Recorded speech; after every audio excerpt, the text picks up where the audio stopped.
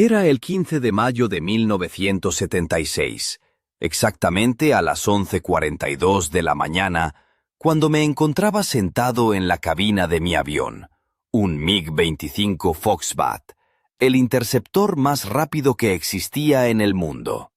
Mi nombre es Víctor Blanco, teniente de la Fuerza Aérea Española, y aquella mañana tomaría una decisión que cambiaría mi vida para siempre.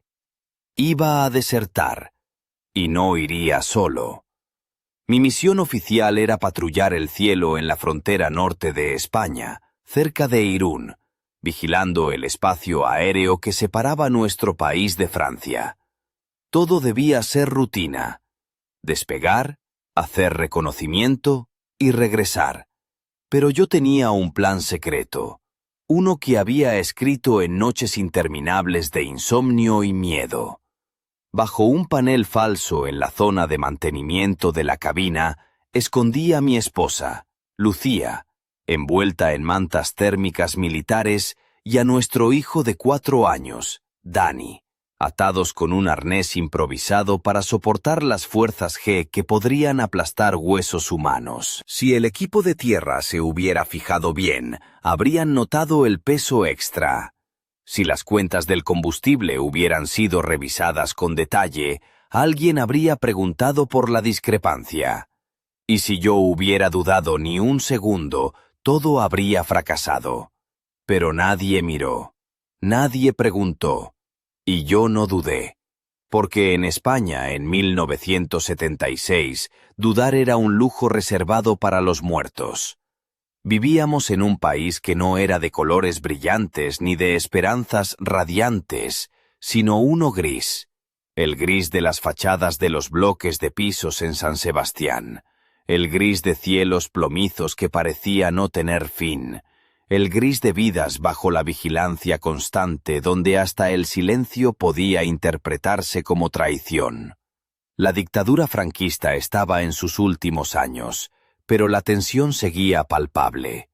Las conversaciones oficiales entre Madrid y París eran diplomáticas y tensas, pero bajo las apariencias, ambos países se preparaban para lo peor. En el norte, justo en la frontera, la vigilancia era extrema. Aviones de combate F-5 españoles patrullaban con frecuencia, siempre atentos a cualquier movimiento sospechoso. Yo conocía bien mi avión. El MiG-25 que pilotaba era, en teoría, la joya de la ingeniería soviética, pero en realidad era una máquina hecha con piezas que apenas aguantaban el estrés. En cierto modo era como un toro bravo con una pata rota. Peligroso, pero no invencible. Y esa verdad me había golpeado con fuerza. Nací en 1947, en un pequeño pueblo de la Sierra de Álava llamado El Ciego, tan pequeño que no aparecía en muchos mapas turísticos. Mi padre trabajaba en una fábrica de acero, y mi madre cuidaba unas gallinas y cultivaba patatas detrás de nuestra casa de madera. Eran ciudadanos leales, los que colgaban el retrato de Franco en la pared y cantaban el «Cara al sol», con lágrimas en los ojos.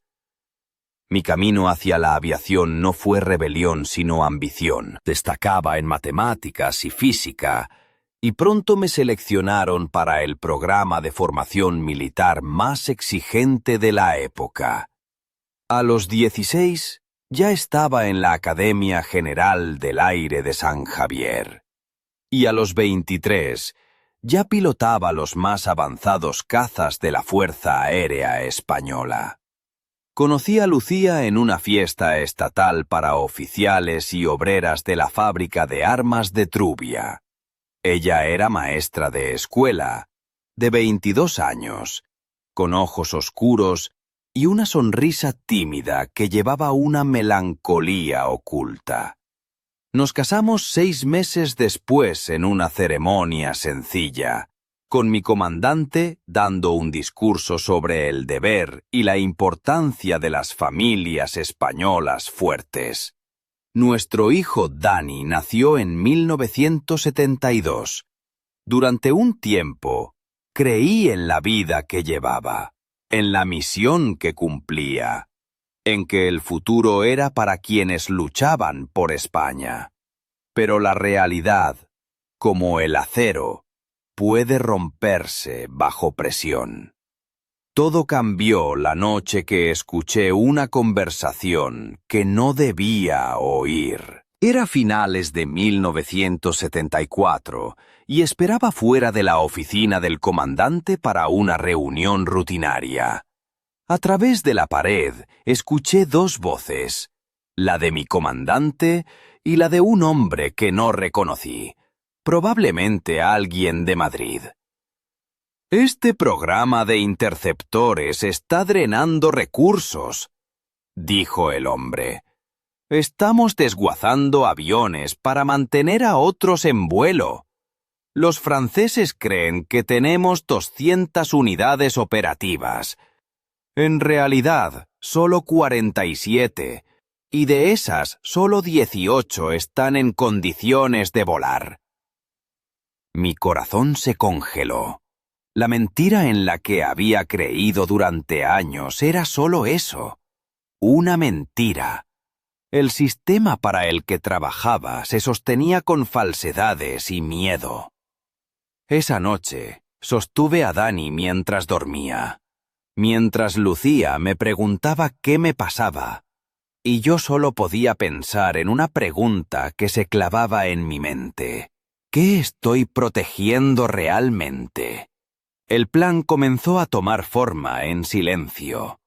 Sabía que el MiG-25 era un interceptor de un solo asiento, sin espacio para pasajeros, pero conocía un compartimento de mantenimiento bajo la cabina, estrecho y frío, pero capaz de albergar a mi familia durante el vuelo. Durante 3 meses, hice pequeñas modificaciones sin que nadie sospechara. Acolchado con restos de asientos eyectables, una línea de oxígeno para que pudieran respirar, y un arnés reforzado para soportar las fuerzas extremas del vuelo. La noche antes de partir no dormí. Miraba las luces de San Sebastián desde la ventana del salón, mientras Lucía acunaba a Dani en la habitación, sabiendo que ese era el último día que viviríamos en España. «¿Estás seguro?», me preguntó en un susurro la última vez que hablamos. «No hay vuelta atrás», respondí. «Si nos quedamos ya estamos muertos». A las 11:42, con el motor rugiendo y la cabina temblando, desvié mi avión 15 grados hacia el este, hacia el mar Cantábrico, hacia Francia. En el compartimento bajo la cabina, Lucía abrazaba a Dani y susurraba oraciones antiguas, esperando que el arnés aguante, que el avión no se desintegre, que yo sepa lo que hago. Los radares españoles detectaron la desviación. El pánico se desató en la base aérea. Pero ya era demasiado tarde. En pocos minutos yo estaba sobrevolando espacio francés, fuera del alcance de los misiles y las órdenes de disparar. A lo lejos, la costa de Biarritz apareció entre las nubes grises. Pero el destino era incierto. En unos minutos tocaría suelo extranjero y dejaría atrás no solo un país, sino una vida entera. Mientras aterrizaba con el avión a toda velocidad, los neumáticos chillaron contra el asfalto, dejando una estela de humo. Apagué los motores y salí al ala, las manos temblorosas, rodeado por militares franceses con las armas listas. «Deserto», dije en un inglés pobre. «Busco asilo. Mi familia está aquí». Cuando abrieron la trampilla, apareció Lucía, pálida, con los labios azulados por el frío, y Dani, inconsciente, en sus brazos. «¿Qué hemos hecho?», susurró Lucía con lágrimas en los ojos. Habíamos cruzado una frontera física y otra mucho más profunda, la de la libertad y el miedo. Pero en ese momento, mientras la multitud nos rodeaba y la tensión llenaba el aire, algo dentro de mí sabía que esto no era el final. Era solo el comienzo, y en las sombras, alguien observaba. Sabía que la historia que acabábamos de empezar a escribir no terminaría aquí. Porque en la Guerra Fría, no todos los fantasmas desaparecen con la luz del día. La noche en la que llegamos al centro de detención francés fue fría y silenciosa, pero dentro de mí el corazón latía como un tambor desbocado. Mi nombre es Víctor Blanco, y aunque había dejado atrás la grisura de España, no sabía si ese nuevo mundo al que me entregaba sería más amable. Lucía llevaba un vestido azul marino, sencillo pero elegante, que contrastaba con la palidez de su rostro. Su cabello negro, recogido con un lazo rojo que le había regalado mi madre, caía en suaves ondas sobre sus hombros. Sus manos temblaban, y cada vez que sostenía a Dani, que parecía más pequeño y frágil que nunca, supe que la tensión la estaba consumiendo. Dani, con su pijama gris de rayas y sus zapatillas de casa, dormía profundamente, ajeno al caos que nos rodeaba. Fuimos conducidos a una habitación pequeña, con paredes blancas y una única ventana con barrotes. Dos oficiales franceses, vestidos con uniformes impecables, nos miraban con una mezcla de curiosidad y precaución. Uno de ellos, un hombre alto de ojos azules y voz grave llamado Marcel, se presentó como el encargado de nuestro caso. Intenté sonreír, aunque sabía que no había mucho que celebrar. «Señor Blanco», dijo Marcel, «¿puede explicarnos por qué ha decidido abandonar su país de esta manera?» Suspiré y miré a Lucía, que me devolvió una mirada llena de preguntas sin respuesta. «No es una decisión fácil», respondí con voz firme, «pero tenía que hacerlo por mi familia. En España, la verdad es un lujo que no se puede permitir». Marcel asintió lentamente, pero sus ojos reflejaban una mezcla de respeto y sospecha. Sabía que esta historia era solo el principio de un juego mucho más grande en el que estábamos atrapados. Mientras tanto, en el pasillo, Dani empezó a llorar. Lucía se levantó y lo tomó en brazos, acariciándole el cabello con ternura. «¿Papá?», balbuceó él entre sollozos. «¿Dónde estamos?». Le sonreí débilmente y le susurré. «Estamos en un lugar seguro, hijo. Ya no tienes que tener miedo». Pero en el fondo, no podía ignorar la sombra que se cernía sobre nosotros. Sabía que la noticia de mi deserción había cruzado fronteras y que el teléfono rojo entre Madrid y París estaba ardiendo. A la mañana siguiente, nos trasladaron a una residencia custodiada en las afueras de Burdeos. Un complejo con muros altos y cámaras de seguridad, donde viviríamos mientras las autoridades decidían nuestro futuro. Lucía, siempre tan reservada, comenzó a mostrarse más fuerte. Se puso un vestido rojo ajustado que resaltaba su figura esbelta y sus curvas delicadas. Sus labios, pintados de un carmesí vibrante, daban un toque atrevido a su rostro serio. Era como si en esa fortaleza de concreto ella buscara aferrarse a una parte de sí misma que no quería perder. Una noche, mientras Dani dormía, nos sentamos en el pequeño balcón que daba al jardín lleno de castaños. El aire fresco de la primavera nos envolvía y, por primera vez en meses, sentí que podía respirar. «¿Crees que podremos empezar de nuevo?», preguntó Lucía, apoyando su cabeza en mi hombro. «No lo sé», respondí, «pero tenemos que intentarlo, por Dani, por nosotros». En ese momento, un ladrido lejano rompió la calma. Miré hacia la calle y vi una sombra que se movía entre los árboles. Alguien vigilándonos, alguien que no debía estar allí. Lucía notó mi cambio de expresión y me preguntó, «¿Qué pasa?». Pero no pude responder, porque sabía que nuestra huida había dejado una marca, una señal que alguien, en la oscuridad, estaba siguiendo muy de cerca. Y entonces, una pregunta se instaló en mi mente, helándome la sangre. ¿Quién nos había traicionado antes siquiera de despegar? Los días en Burdeos transcurrían entre interrogatorios, visitas inesperadas y un silencio pesado que parecía envolvernos como una manta húmeda.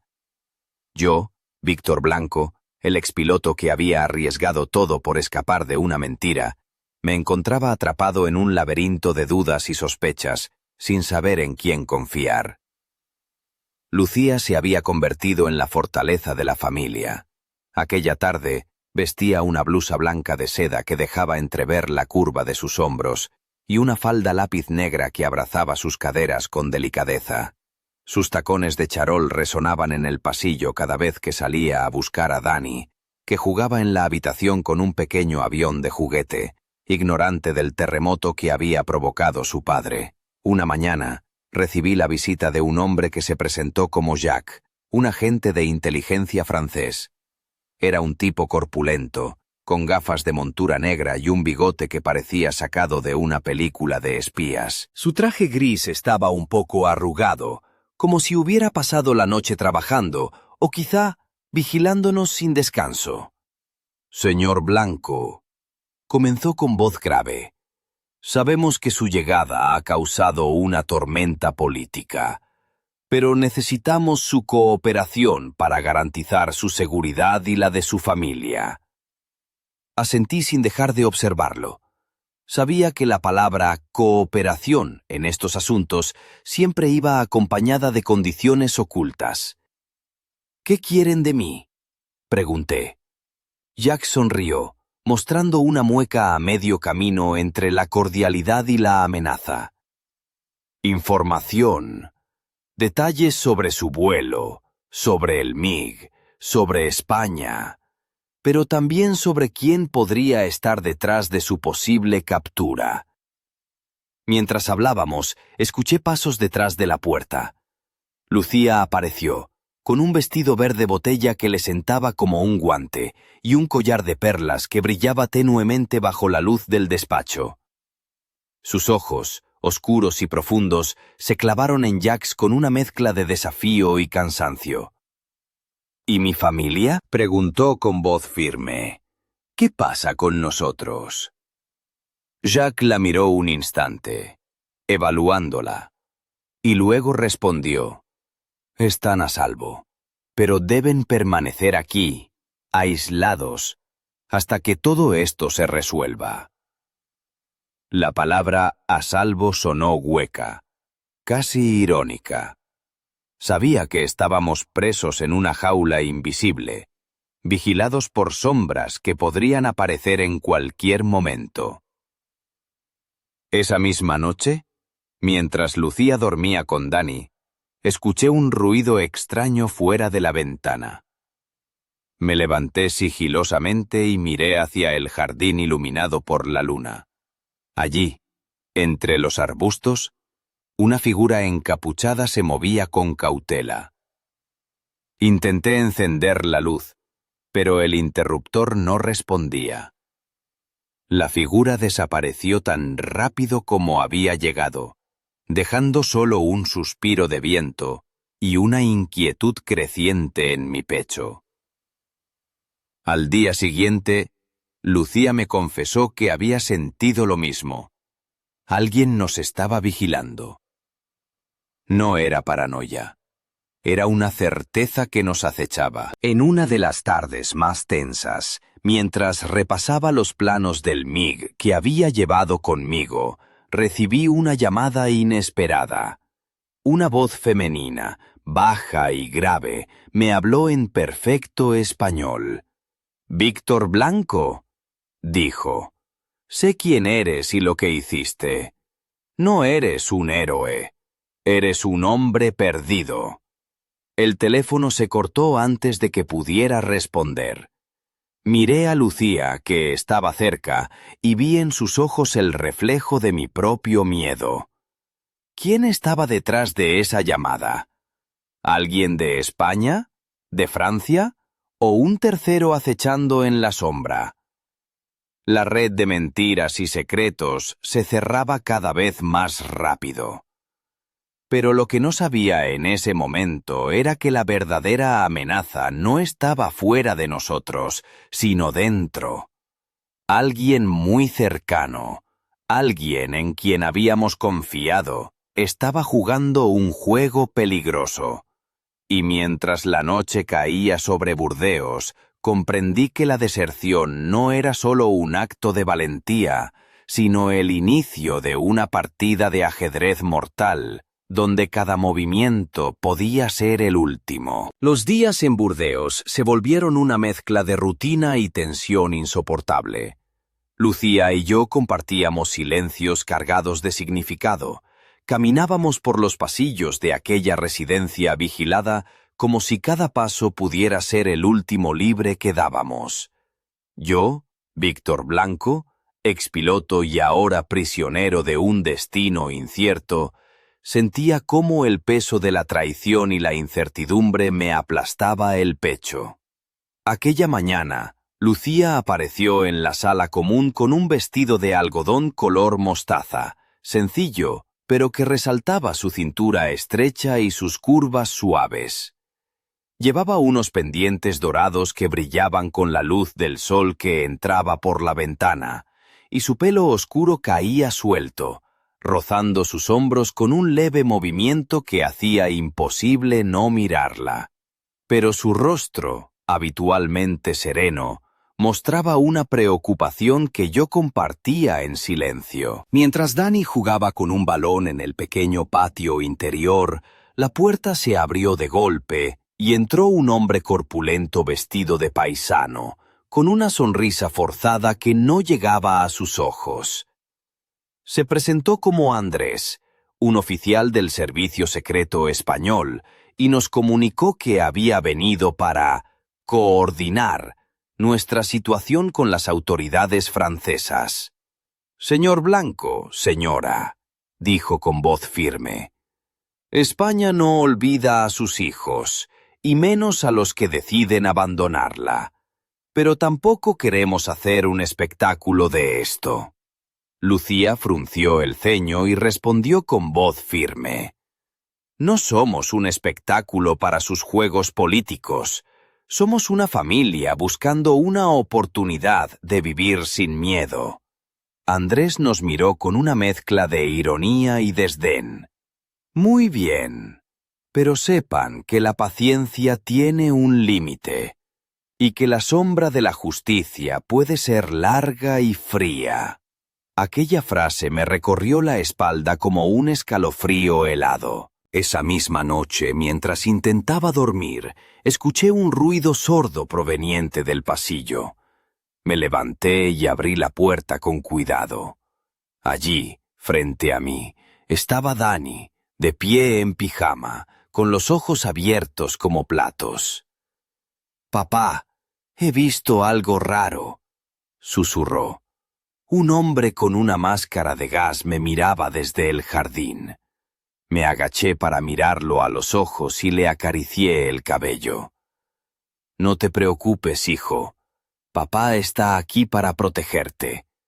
Pero en mi interior, una alarma roja se encendió. ¿Quién querría hacernos daño? ¿Y por qué? Al día siguiente, decidí salir a caminar por el pueblo para despejar la mente. Lucía me acompañó, vestida con una chaqueta de cuero marrón y unos vaqueros ajustados que dejaban entrever sus largas piernas. Sus botas negras resonaban con cada paso, y su mirada fija me daba fuerza.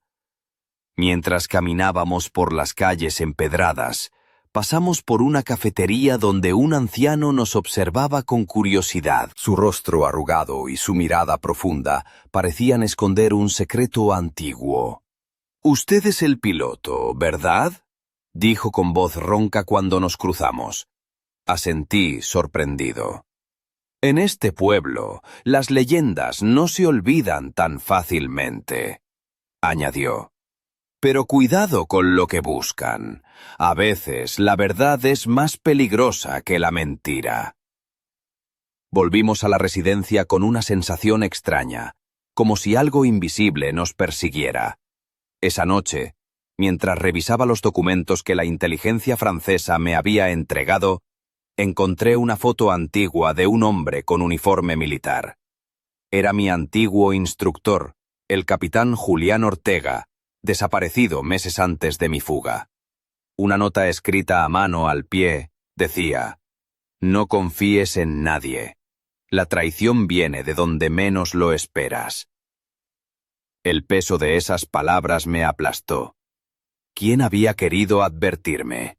¿Y quién estaba jugando conmigo en este tablero de sombras y mentiras? Mientras Lucía dormía a mi lado, apagué la luz y susurré para mí mismo: «Esto no ha hecho más que empezar». La madrugada en Burdeos fue una mezcla de tormenta y silencio. Mientras la lluvia golpeaba con furia los cristales de la ventana, yo, Víctor Blanco, sentía cómo cada trueno retumbaba dentro de mí, recordándome que el peligro estaba más cerca de lo que imaginaba. Lucía, vestida con una bata de satén granate que dejaba entrever la línea elegante de su cuello y sus hombros, se despertó sobresaltada al escuchar el estrépito. Se sentó en la cama, con los ojos brillantes de miedo y determinación, y me tomó la mano con firmeza. «Víctor, tenemos que estar preparados. No sé qué está pasando, pero esto no es casualidad». Mientras Dani dormía plácidamente en su cuna, con su pijama azul y sus manitas apretadas en pequeños puños, supe que debía protegerlos a toda costa. Esa noche, el silencio fue roto por un golpe seco en la puerta principal. Me levanté despacio, intentando no despertar a Lucía, y me asomé por la mirilla. Afuera, dos hombres con gabardinas oscuras y rostros cubiertos por sombras esperaban sin decir palabra. «¿Quiénes son?», susurró Lucía desde la cama. «No lo sé», respondí, «pero no me gusta». Abrí la puerta con cautela. Uno de ellos mostró una placa que brilló bajo la luz tenue. «Agentes de la inteligencia francesa». «Señor Blanco», dijo el más alto, «necesitamos hablar con usted. Es urgente». Lo seguí hasta una pequeña sala iluminada solo por una lámpara amarillenta. Allí me esperaba una mujer, de cabello rizado y ojos verdes intensos, que se presentó como Isabel. Su vestido negro ceñido resaltaba su figura atlética, y llevaba un collar plateado que centelleaba con cada movimiento. «Víctor», comenzó, «sabemos que ha hecho un gran sacrificio, pero hay cosas que debe saber antes de continuar». Me entregó un sobre con documentos clasificados que hablaban de una operación secreta española para recuperar los secretos de su avión. Mencionaban a un grupo llamado La Sombra, una red clandestina dispuesta a todo para silenciar a quienes traicionan la patria. «Tu instructor, Julián Ortega, fue capturado por ellos», dijo Isabel. «Y ahora tú y tu familia están en su mira». La presión en mi pecho se volvió insoportable. Volví a pensar en Dani, en Lucía, en todo lo que habíamos dejado atrás y en lo que aún estaba por venir. «¿Qué quieren de mí?», pregunté con voz temblorosa. «Información, cooperación o silencio definitivo», respondió Isabel. «Tú eliges». Esa misma noche, mientras Lucía y Dani dormían, recibí un mensaje anónimo en la puerta de la residencia.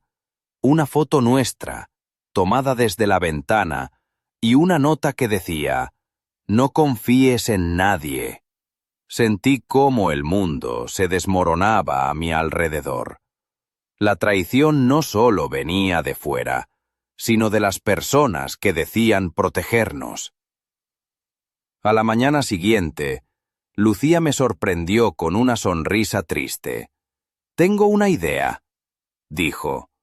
«Si quieren jugar sucio, nosotros también podemos hacerlo». Su determinación me dio fuerza, pero también me hizo comprender que estábamos a punto de entrar en un juego peligroso, donde cada movimiento podía ser el último. Y mientras las sombras se alargaban sobre Burdeos, supe que nuestra lucha solo había comenzado. Porque en esa guerra silenciosa, la línea entre amigo y enemigo se borraba con cada secreto revelado. El sol de Burdeos se colaba tímidamente por las cortinas cuando me levanté, aún con la mente aturdida por los acontecimientos de la noche anterior. Mi nombre es Víctor Blanco, y aquella mañana sabía que no había vuelta atrás. La amenaza de la sombra pendía sobre nosotros como una espada afilada, y la seguridad de Lucía y Dani dependía de cada decisión que tomara. Lucía apareció en la cocina con un conjunto sencillo, una blusa blanca de lino y unos pantalones beige que dejaban entrever sus piernas firmes y elegantes. Sus ojos oscuros brillaban con una mezcla de miedo y coraje que me hizo sentir orgulloso y vulnerable a la vez. Me sirvió un café con manos temblorosas, y en silencio compartimos un momento fugaz de normalidad. «Tenemos que movernos rápido», dije, tomando un sorbo. «No podemos quedarnos aquí esperando a que nos encuentren». Ella asintió, acariciando la cabeza de Dani, que jugaba en el suelo con un coche de madera. «Conozco a alguien», murmuró. «Un viejo amigo de la fábrica donde trabajaba antes. Puede ayudarnos a desaparecer, al menos por un tiempo». No era mucho, pero era una esperanza. Esa misma tarde nos encontramos con Manuel, un hombre de unos 50 años, de barba canosa y mirada profunda. Vestía una chaqueta de cuero gastada y unos vaqueros rotos que contrastaban con su porte tranquilo. Nos recibió en un taller clandestino, entre motores viejos y herramientas oxidadas. «Si queréis sobrevivir», dijo con voz ronca, «tenéis que ser invisibles. Nadie debe saber quiénes sois ni dónde estáis». Manuel nos ofreció documentos falsos, ropa discreta y un coche viejo pero fiable para iniciar nuestra nueva vida en el anonimato. Mientras Lucía se probaba un abrigo largo color Burdeos que acentuaba su figura esbelta y le daba un aire misterioso, supe que estábamos dejando atrás no solo un lugar, sino una versión de nosotros mismos.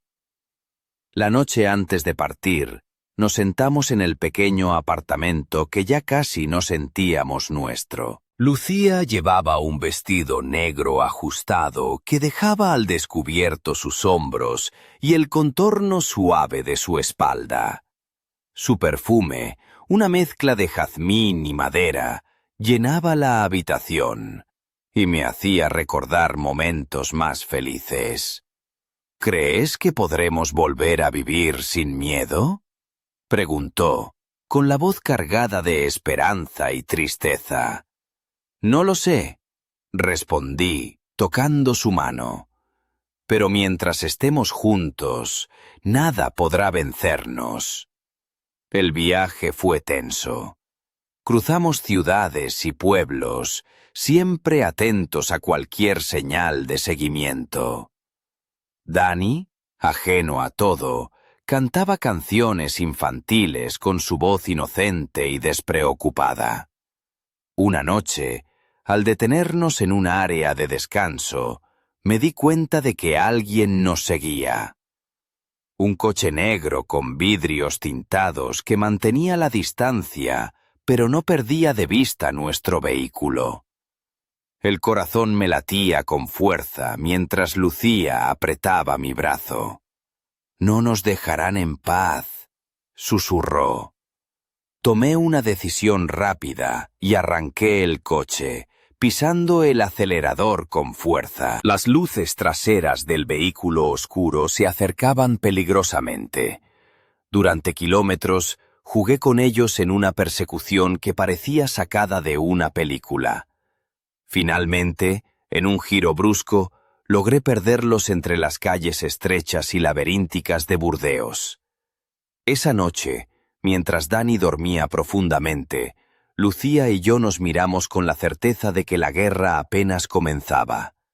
Y en la oscuridad, una pregunta resonaba con fuerza. ¿Quién estaba detrás de esa persecución implacable? ¿Y cuánto estaríamos dispuestos a sacrificar para proteger lo que más amábamos? El amanecer nos encontró escondidos en un pequeño pueblo de la región de Aquitania, lejos del bullicio de Burdeos. Yo, Víctor Blanco, sentía que cada respiración era un acto de desafío contra el destino que intentaba atraparnos. Lucía, con su abrigo gris de lana y bufanda de seda, caminaba junto a mí por las calles empedradas, sus ojos alertas y su mano firme apretando la mía. Dani, con su gorro de lana azul y su chaqueta acolchada, corría delante, ajeno a la tensión que nos envolvía.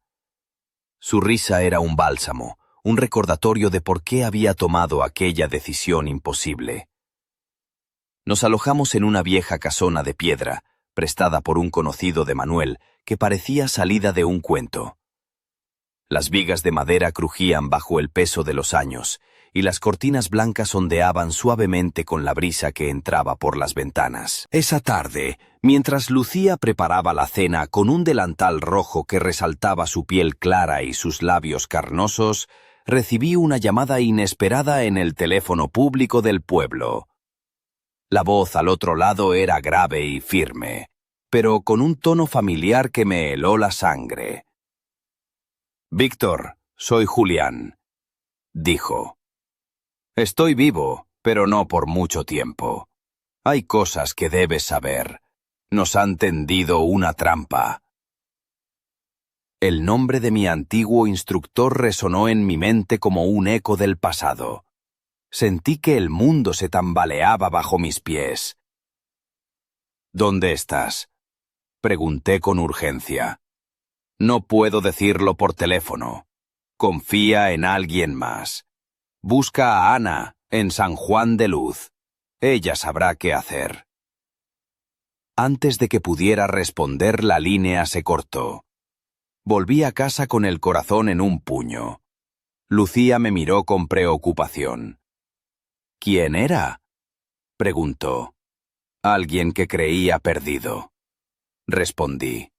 «Y parece que la guerra no ha terminado». Al día siguiente, decidí enviar a Lucía y Dani a San Juan de Luz, una pequeña ciudad costera cerca de la frontera con España, donde Ana, una amiga de confianza, nos esperaba.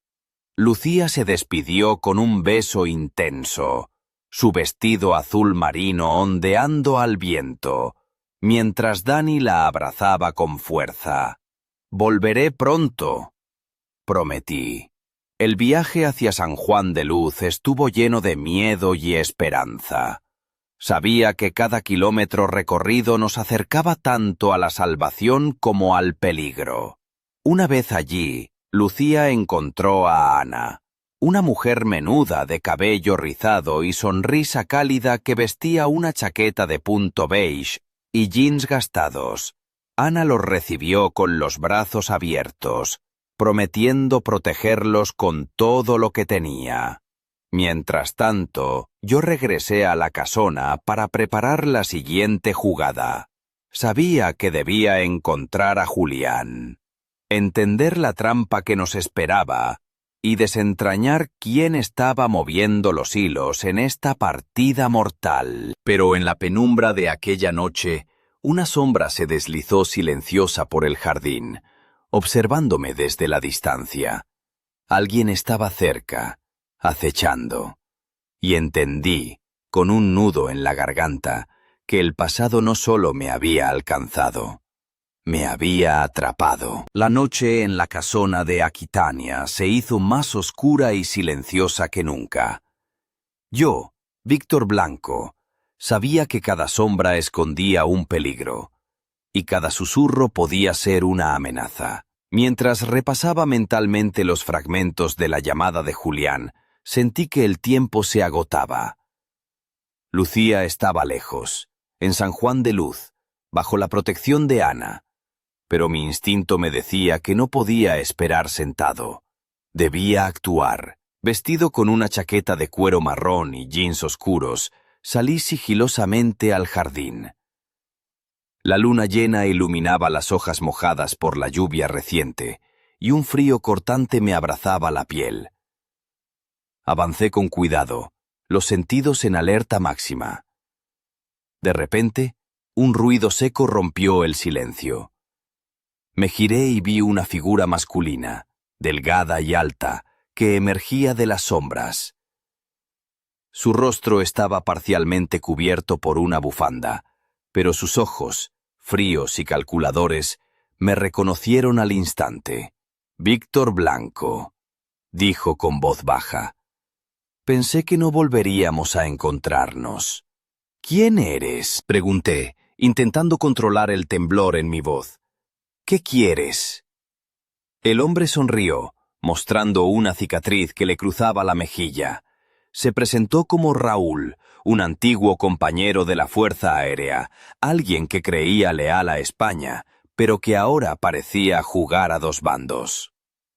«La Sombra no es un simple grupo de fanáticos», explicó.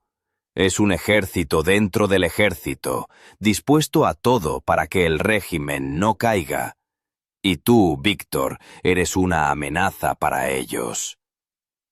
Sentí que el suelo se abría bajo mis pies. Raúl me ofreció una alianza, un pacto para sobrevivir y luchar desde dentro. Pero a cambio, advirtió, tendrás que hacer cosas que preferirías olvidar. Mientras hablábamos, escuché un leve sollozo detrás de un arbusto cercano. Me acerqué y encontré a Lucía, que había regresado sin avisar, con Dani dormido en brazos. Su vestido blanco estaba arrugado y sus ojos llenos de lágrimas. «No podía quedarme», susurró. Tenía que saber la verdad. La tensión entre Raúl y Lucía se palpaba en el aire, como una cuerda a punto de romperse. Esa noche, sentados alrededor de una mesa de madera, discutimos nuestro próximo movimiento. Sabíamos que el enemigo estaba cerca, infiltrado en cada rincón, y que cualquier paso en falso podría ser fatal. Lucía, con una determinación que me sorprendió, dijo: «No podemos confiar en nadie fuera de nosotros. Solo unidos podremos sobrevivir». Mientras asintía, una sombra se movió en la penumbra del pasillo. Nadie la vio, pero yo la sentí. Y comprendí que la traición no solo venía de fuera, sino que se había colado dentro de nuestras paredes. Porque en esta guerra silenciosa, el enemigo más peligroso es el que sonríe y te dice «amigo», mientras clava el puñal por la espalda. La tensión en la casona de Aquitania alcanzó un punto de ebullición aquella madrugada. Yo, Víctor Blanco, sentí como cada palabra, cada mirada, podía desencadenar una tormenta imposible de controlar. Raúl, con su cicatriz y su sonrisa de lobo viejo, permanecía en silencio, observándonos como si evaluara quién era digno de su confianza. Lucía, envuelta en una bata de seda azul oscuro que resaltaba la curva de su cuello y la firmeza de sus hombros, se mantuvo firme, pero pude ver en sus ojos la sombra de la incertidumbre. Dani dormía en la habitación contigua, ajeno a la batalla silenciosa que librábamos. De repente, un ruido seco vino del pasillo. Raúl se levantó de un salto, mientras yo tomaba una lámpara de aceite y me dirigía hacia la puerta. Al abrirla, nos encontramos con una figura inesperada. Ana, la amiga de Lucía en San Juan de Luz, con el rostro pálido y la mirada desesperada. «¡Nos han descubierto!», exclamó. «La Sombra sabe dónde estáis». «Tienen órdenes de neutralizaros esta noche». El corazón me dio un vuelco. No había tiempo que perder. Raúl tomó la iniciativa. «Tenemos que salir de aquí, ahora. Dividirnos es la única opción para despistarlos». Lucía asintió, tomando a Dani en brazos con una mezcla de miedo y resolución. «Iré con Ana a San Juan de Luz. Vosotros dos, buscad refugio en la montaña. Salimos por una puerta trasera, con la lluvia golpeando nuestros rostros y el viento azotando la noche. Las calles oscuras y desiertas parecían un campo minado de sombras y peligros. Mientras corríamos hacia el bosque, sentí cómo el peso de la traición y la lealtad se entrelazaban en mi pecho. No solo luchábamos contra enemigos visibles, sino contra fantasmas del pasado, secretos enterrados y promesas rotas. En la espesura, Raúl y yo nos detuvimos para recuperar el aliento. «Víctor», dijo él con voz grave, «sé que piensas que te traiciono, pero esta es nuestra única oportunidad». Lo miré fijamente, buscando la verdad en sus ojos. «¿Por qué debería confiar en ti?», pregunté. Antes de que pudiera responder, un disparo resonó en la noche. La adrenalina nos impulsó a correr sin mirar atrás, hacia un futuro incierto. Mientras corríamos entre los árboles, una pregunta punzante atravesó mi mente. ¿Quién estaba realmente detrás de la sombra? ¿Y hasta dónde llegarían para silenciarme? El eco de esa pregunta me acompañó mientras la oscuridad nos envolvía, prometiendo que la batalla final estaba aún por llegar. La noche se cerró sobre nosotros como un manto impenetrable mientras corríamos monte arriba, con la lluvia empapándonos hasta los huesos. Yo, Víctor Blanco, sentía el corazón desbocado, no solo por el esfuerzo, sino por la certeza de que estábamos siendo cazados. Raúl respiraba con dificultad a mi lado, y aunque su presencia me inquietaba, era la única compañía que tenía en aquel abismo. Lucía y Ana habían partido hacía horas, llevándose a Dani hacia un refugio seguro, pero sus rostros y susurros todavía resonaban en mi mente. Sabía que la seguridad era una ilusión efímera, y que la traición nos acechaba en cada sombra. Finalmente alcanzamos una cueva oculta entre los pinos, un refugio improvisado que Manuel había mencionado en alguna ocasión. Encendimos un fuego débil que apenas disipaba el frío, y entre las llamas titilantes, Raúl rompió el silencio. «Víctor», dijo con voz baja, «la verdad que buscas es más oscura de lo que imaginas. La sombra no es solo un grupo clandestino, es una red que involucra a figuras poderosas dentro y fuera de España. Gente que mueve hilos y juega con vidas como piezas de ajedrez». Me quedé en silencio, dejando que sus palabras calaran hondo. Recordé la carta anónima, la llamada de Julián, la persecución implacable. «¿Y qué quieres de mí?», pregunté, con la voz áspera. «Quiero que me ayudes a derribar ese sistema desde dentro», respondió. «Pero para eso, primero tienes que aceptar que nada es lo que parece». Mientras hablábamos, un crujido alertó nuestros sentidos. Nos levantamos de inmediato, preparados para la emboscada. Pero no era un enemigo. Era Julián, exhausto y con marcas de haber sufrido torturas. Nos entregó un sobre con documentos que exponían la corrupción y la manipulación de altos cargos militares y políticos. «Esto es lo que necesitáis», dijo con voz débil. «La verdad para liberar a España de sus fantasmas». Sentí una mezcla de esperanza y miedo. El precio de esa verdad sería alto, y el camino estaba sembrado de peligros. De repente, un sonido lejano de helicópteros rompió la calma. Nos miramos, conscientes de que el tiempo se agotaba. Raúl tomó mi mano con fuerza. «¿Estás listo para la última batalla?». Asentí, con el peso de mi familia, mi país y mi propia conciencia sobre los hombros. La historia de Víctor Blanco no terminaba con una huida, sino con una lucha que trascendía fronteras y secretos, porque en la guerra fría de las almas, solo los valientes se atreven a desafiar el silencio. y mientras las luces de los helicópteros se acercaban, supe que la verdadera batalla apenas comenzaba. ¿Quién ganaría? ¿El miedo o la verdad? Eso solo el tiempo lo diría.